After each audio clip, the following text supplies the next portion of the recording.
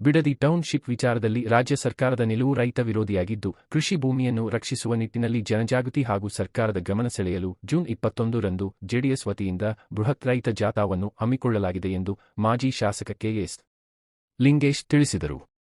ಪತ್ರಿಕಾಗೋಷ್ಠಿಯಲ್ಲಿ ಮಾತನಾಡಿದ ಅವರು, ಡಿಕೆ ಶಿವಕುಮಾರ್ ಅವರು ಮುಖ್ಯಮಂತ್ರಿಯಾದ ಮೇಲೆ ಬಿಡದಿ ಜಮೀನಿನ ವಿಚಾರವನ್ನು ಏಕೆ ವೈಯಕ್ತಿಕವಾಗಿ ತೆಗೆದುಕೊಳ್ಳುತ್ತಿದ್ದಾರೆ ಎಂಬುದು ಗೊತ್ತಿಲ್ಲ. ಇದು ಅನುಪಯುಕ್ತ ಭೂಮಿಯಲ್ಲ, ಕೃಷಿ ಆಧಾರಿತ ಜೀವನ ಹಾಗೂ ಭೂ ಸಂರಕ್ಷಣೆಗೆ ಸಂಬಂಧಿಸಿದ ಮಹತ್ವದ ವಿಷಯ. ಸರ್ಕಾರ ಯಾವುದೇ ಯೋಜನೆಯನ್ನು ಜಾರಿಗೆ ತರುವ ಮುನ್ನ ರೈತರ ಮತ್ತು ಸ್ಥಳೀಯ ನಿವಾಸಿಗಳ ಅಭಿಪ್ರಾಯವನ್ನು ಸಂಗ್ರಹಿಸಬೇಕು. ಆದರೆ ಈ ಪ್ರಕರಣದಲ್ಲಿ ಜನರ ವಿಶ್ವಾಸ ಗಳಿಸುವ ಬದಲು ಏಕಪಕ್ಷೀಯವಾಗಿ ನಿರ್ಧಾರಗಳನ್ನು ಕೈಗೊಳ್ಳಲಾಗುತ್ತಿದೆ. ಈ ನಿಟ್ಟಿನಲ್ಲಿ ಜೆಡಿಎಸ್ ಯುವ ಘಟಕದ ರಾಜ್ಯಾಧ್ಯಕ್ಷ ನಿಖಿಲ್ ಕುಮಾರಸ್ವಾಮಿ ನೇತೃತ್ವದಲ್ಲಿ ಜೂನ್ 21ರಂದು ಬೆಳಿಗ್ಗೆ 9 ಗಂಟೆಗೆ ಅಂಜಿಪುರ ಗ್ರಾಮದಿಂದ ರೈತ ಜಾಥಾ ಆರಂಭವಾಗಲಿದೆ. ಈ ಜಾಥಾವು ವಿವಿಧ ಗ್ರಾಮಗಳ ಮೂಲಕ ಸಂಚರಿಸಿ ಹೊಸೂರಿನಲ್ಲಿ ಸಮಾರೋಪವಾಗಲಿದ್ದು, ಸುಮಾರು 1 ಲಕ್ಷಕ್ಕೂ ಹೆಚ್ಚು ಮಂದಿ ಭಾಗವಹಿಸಲಿದ್ದಾರೆ ಎಂದರು. ಪತ್ರಿಕಾಗೋಷ್ಠಿಯಲ್ಲಿ ಜೆಡಿಎಸ್ ಪಕ್ಷದ ತಾಲೂಕು ಅಧ್ಯಕ್ಷ ಎಸ್. ದ್ಯಾವೇಗೌಡ, ಮಾಧ್ಯಮ ವಕ್ತಾರ ಹೊಂಗೆರೆ ರಘು ಇತರರು ಉಪಸ್ಥಿತರಿದ್ದರು. ತಮಗೆಲ್ಲ ಗೊತ್ತಿದೆ, ಬಿಡದಿ ಟೌನ್ಶಿಪ್ ಹಗರಣ. ಬಿಡದಿ ಸನ್ಮಾನ್ಯ ಡಿಕೆ ಶಿವಕುಮಾರ್ ಅವರು ಮುಖ್ಯಮಂತ್ರಿ ಆದ ನಂತರ ಅದನ್ನ ಯಾಕೆ ವೈಯಕ್ತಿಕ ತಾಂತಿದ್ದಾರೆ ನಮಗೆ ಅರ್ಥ ಆಗ್ತಾ ಇಲ್ಲ. ರೈತರು ಬದುಕು ಮೂರಾ ಬಟ್ಟೆ ಆಗ್ತಾ ಇದೆ. ಅದು ಯಾವುದೋ ಒಂದು ಅನುಪಯುಕ್ತ ಭೂಮಿ ಅಲ್ಲ. ತೆಂಗು, ಕಂಗು, ರೇಷ್ಮೆ ಕಂಗೊಳಿಸ್ತಕ್ಕಂಥ ಒಂದು ನಾಡೋದು. ರೇಷ್ಮೆ ಇದೆ, ಹೈನುಗಾರಿಕೆ ಇದೆ, ರೈತರು ಬದುಕನ್ನು ಕಟ್ಕೊಂಡಿದ್ದಾರೆ. ಅಂಥ ಭೂಮಿಯಲ್ಲಿ ಇವತ್ತು ಸಾವಿರಾರು ಎಕರೆ ಜಮೀನ, 2-3 ಪಂಚಾಯತಿಗೆ ಒಳಪಟ್ಟಂಥ ಜಮೀನನ್ನ ಅಕ್ವೈರ್ ಮಾಡಿ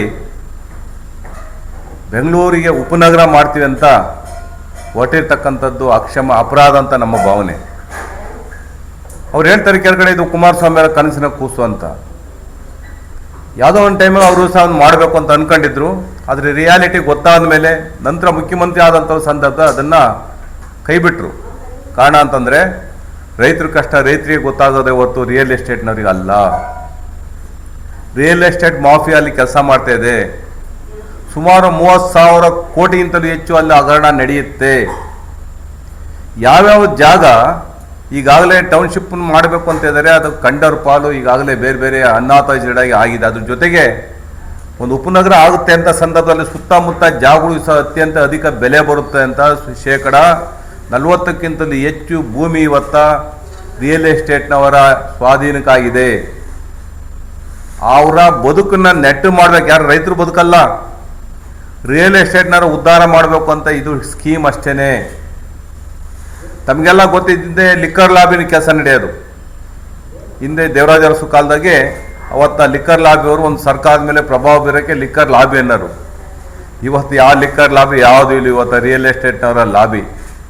ಆ ಲಾಬಿಗೋಸ್ಕರ ಸನ್ಮಾನ್ಯ ಡಿ ಕೆ ಶಿವಕುಮಾರ್ ಅವರೇ ವೈಯಕ್ತಿಕ ತೆಗೆದುಕೊಳ್ಬೇಡಿ.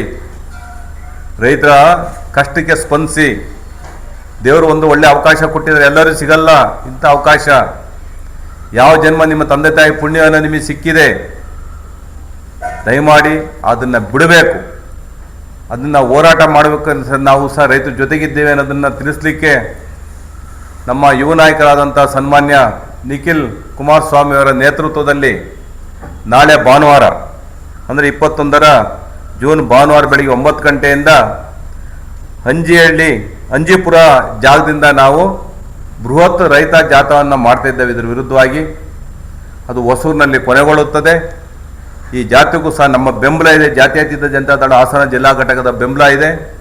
ಜೊತೆ ನಾವೆಲ್ಲ ಪ್ರಮುಖರು, ಎಲ್ಲ ಕಾರ್ಯಕರ್ತರು ಸಹ ನಾವು ಹೋಗ್ತಾ ಇಲ್ಲ. ಪ್ರಮುಖರು ಸುಮಾರು ಈ ನಮ್ಮ ಎಲ್ಲ ತಾಲೂಕುಗಳಿಂದ ಸುಮಾರು 1,000 ಜನ ನಾವು ಸಹ ಅದಕ್ಕೆ ಭಾಗವಹಿಸ್ತಕ್ಕಂಥ ಕೆಲಸ ಮಾಡ್ತಿದ್ದೇವೆ. ಇದನ್ನು ನೀವು ಬಿಡದೆ ಹೋದರೆ, ಈ ಒಂದು ಪ್ರಾಜೆಕ್ಟ್ ನೀವು ಬಿಡದಲೇ ಹೋದರೆ ಇದನ್ನು ರಾಜ್ಯಾದ್ಯಂತ ಆಂದೋಲನ ನಾವು ಶುರು ಮಾಡ್ತೇವೆ ರೈತರ ಪರವಾಗಿ. ಅದನ್ನು ನೀವು ಎದುರಿಸಬೇಕಾಗುತ್ತೆ. ದಯಮಾಡಿ ಒಂದು ಒಳ್ಳೆಯ ಅವಕಾಶ ಸಿಗಿದೆ. ನಮ್ಮ ರಾಜ್ಯದ ಅಭಿವೃದ್ಧಿಯ ಕಡೆಗೆ ನೀವು ಗಮನ ಕೊಡಿ. ಹಾಗೆ ಮಾಡಲೇಬೇಕು ಅಂತ ಇದ್ದರೆ ಚಿಕ್ಕಬಳ್ಳಾಪುರದವ್ರು ಕರಿತಾ ಇದ್ದಾರೆ. ಅಲ್ಲಿ ಬೇಕಾದಷ್ಟು ಅನುಪಯುಕ್ತ ಭೂಮಿ ಇದೆ. ಏನು ಈ ಕಡೆನೇ ಆಗಬೇಕಾ? ಒಂದು ಏರ್ಪೋರ್ಟು, ಅಂತಾರಾಷ್ಟ್ರೀಯ ಏರ್ಪೋರ್ಟ್ ಬಂತಂದರೆ ಅದು ರಾಮನಗರ ಅಂತೀರಾ?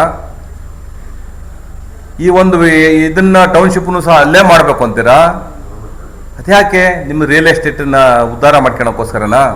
ಪಾಪದವ್ರು ಕರಿತಿದ್ದಾರ್ರಿ ಅಲ್ಲಿ ಚಿಕ್ಕಬಳ್ಳಾಪುರ ಆ ಕಡೆ ಏರ್ಪೋರ್ಟು ಮಾಡಿ, ಈ ಕಡೆ ಕುಣಿಗಲ್ ಕಡೆಗಾದ್ರೆ ನಿಮ್ಮ ವಿರೋಧ, ದೊಡ್ಡಬಳ್ಳಾಪುರ ಕಡೆ ಮಾಡೋಕೆ ನಿಮ್ಮ ವಿರೋಧ. ಅದು ಬಂದು ಉಪನಗರ ಕೇವಲ 50 ಕಿಲೋಮೀಟರ್ ಬರಬೇಕು ಅಂತ ಎಲ್ಲೂ ಇಲ್ಲ.